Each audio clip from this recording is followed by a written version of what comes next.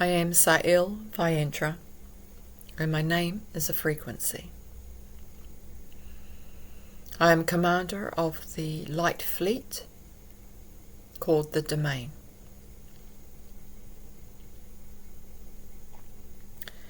This is not just a video. This is a memory key. This is a lantern being lit. This is the first breath of mass remembrance. Please remember, if I say anything wrong or make a mistake, I have lived a human life in a human avatar on this earth, and of course humans make lots of mistakes.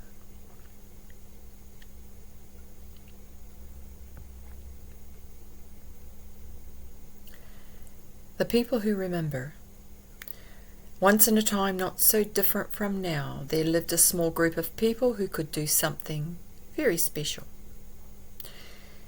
They couldn't fly or turn invisible, but they could remember things most everyone else had forgotten. These were the people who remember. What made them different was a gift. When they closed their eyes and breathed slowly, pictures, sounds, and feelings from long before would come back to them. These weren't ordinary memories of birthdays or schools. These were memories of lost cities, of visitors who came from the sky, of how the world looked when great machines and beautiful buildings stood, where now there only might be hills or forests. If you are watching this, you are one of them. That is your lantern calling to be lit. This is the story they remembered. This is the true history of Earth. This is your story. The age of the Reptilian Garden. Long before humans walked the Earth, this planet was a garden for beings who have been taught, that you have been taught, to fear. The age of the dinosaurs was not just an age of mindless beasts. Among the great reptiles lived intelligent reptilian beings, upright, humanoid, conscious. They stood on two legs. They used their hands. They built cities, but not like our cities. No smoke, no scars upon the land.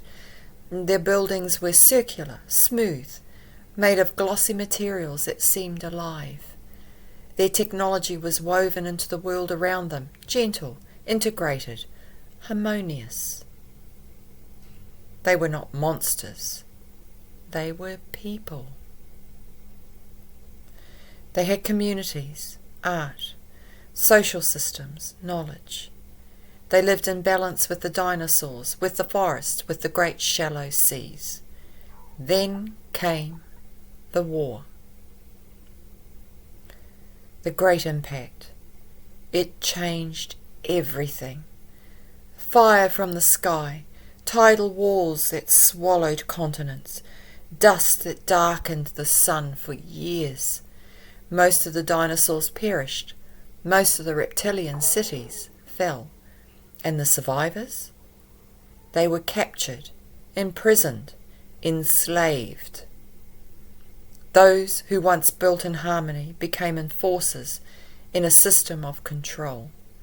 They were turned against their will, made to serve powers that saw them as tools, not beings. This is the tragedy no one remembers. The reptilians were not always the villains. They were victims first. And somewhere, deep in their consciousness, fragments of that original truth still remain. The great impact and the moon's arrival.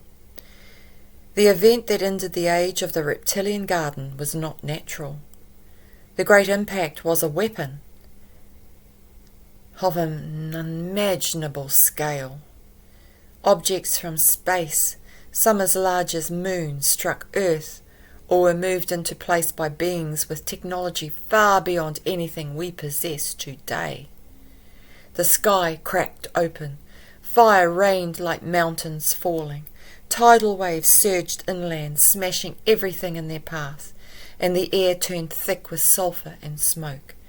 Entire civilizations, advanced, beautiful, ancient, were wiped out in moments.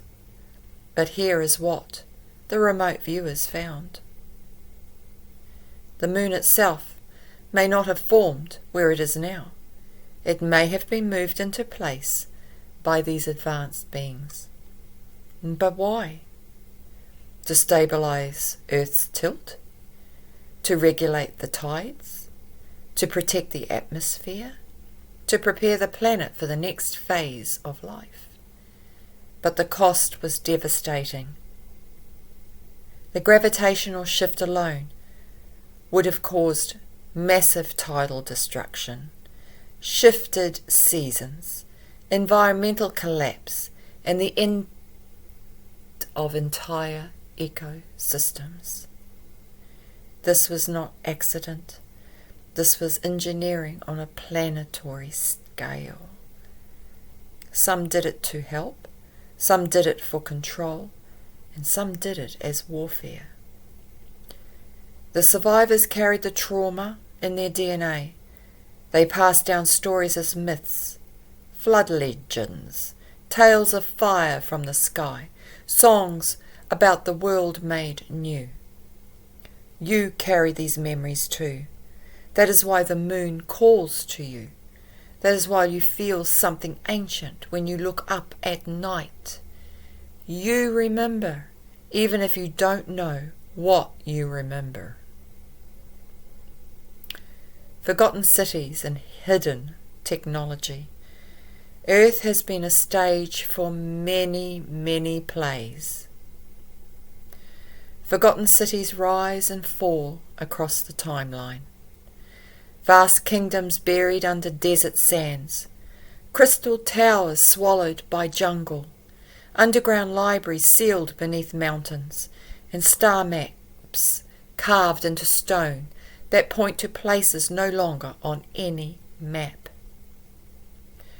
These cities were built by native Earth civilizations with advanced knowledge, visitors from the stars who shared technology, mixed communities of humans and extraterrestrials working together. They had clean water systems, machines that moved heavy stone with ease, energy technologies that didn't poison the land, and libraries filled with knowledge about stars, medicine, engineering. So why were they forgotten? Natural disasters, floods, earthquakes, the aftermath of the Great Impact, buried them all. Wars and attacks, battles between groups, sometimes fought by visitors from the sky, left cities broken and unsafe. Deliberate burial. Some people carefully buried their temples and knowledge, protect them from invaders or from the sky fires. Memory removal. This is the most important reason. When souls pass through the afterlife doors, their memories are wiped. Elders die. Teachers vanished. Knowledge faded. Without records, maps were lost. Names shifted. Languages changed. What was once a bustling port became a dry plain. But the cities are still there, waiting, calling, remembering, and now through remote viewing, through your dreams, through the work of the people who remember, they are being found again. The memory trap and why we forget. Here is the most critical piece of hidden history. The system that traps souls after death. When people die, They are guided towards lights and doors that feel peaceful, loving, safe, bright tunnels, friendly beings.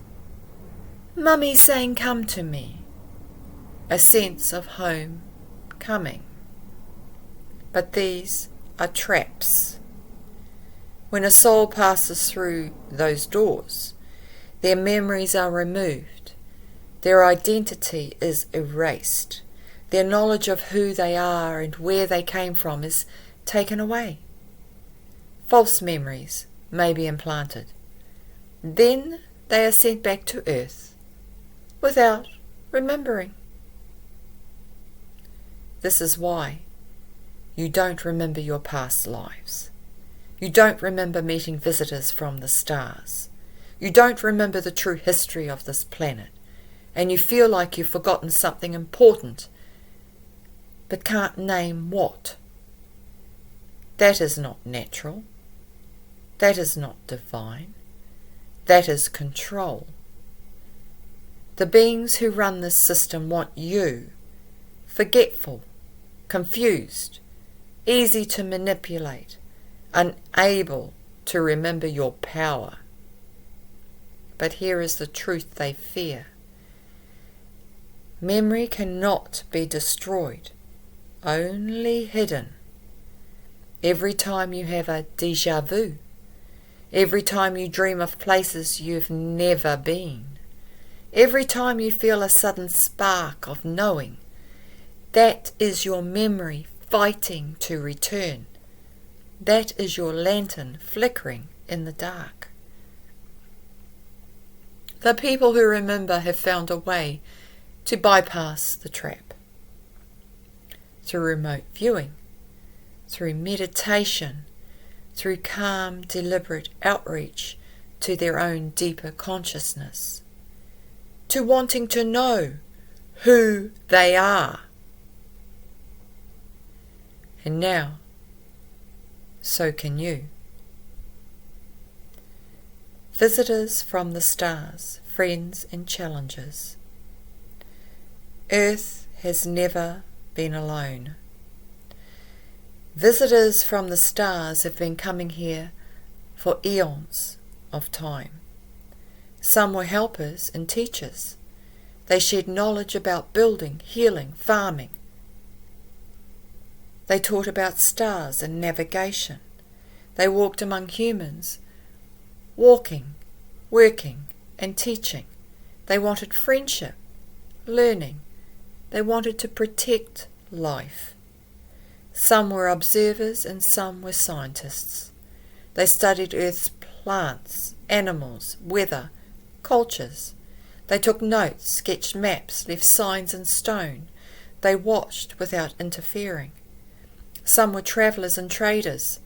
They came in spirit of sharing. They exchanged goods and ideas. They formed friendships with humans. But some were not kind. They wanted power and resources. They used tricks, mind control, force. They made secret deals with Earth's leaders. They started fights and took what they wanted.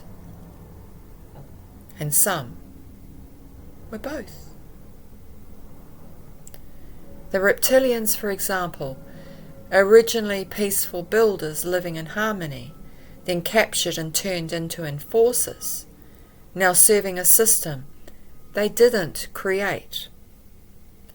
This is the complexity no one talks about. Not all visitors are good.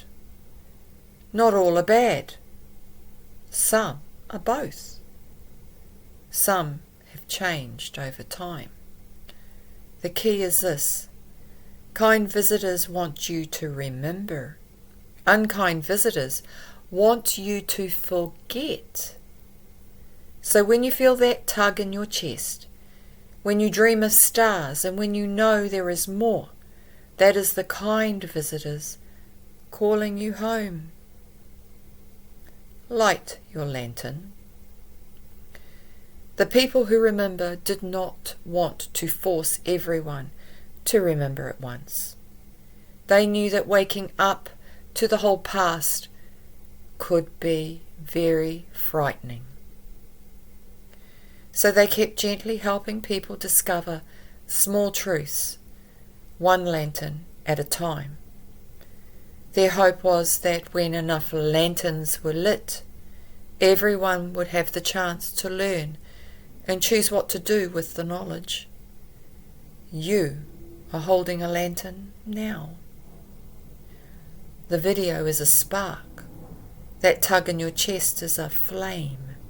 That dream you cannot forget is a fire.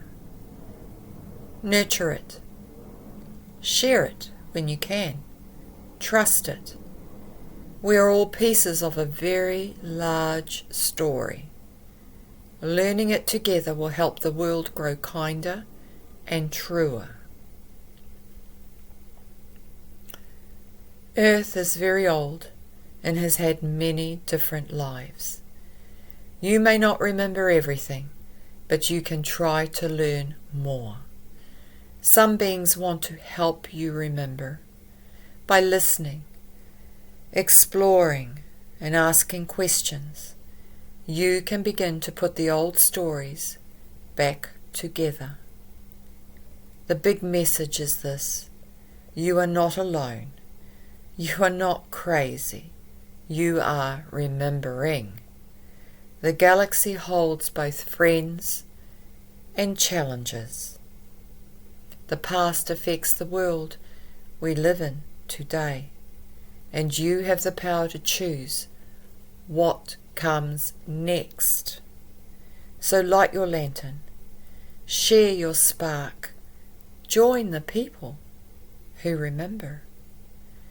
Because when enough lanterns are lit, the whole room becomes bright, and everyone can see the way home. So it is done, and so it is remembered. I am Sael'Viantra, and I remember before remembering.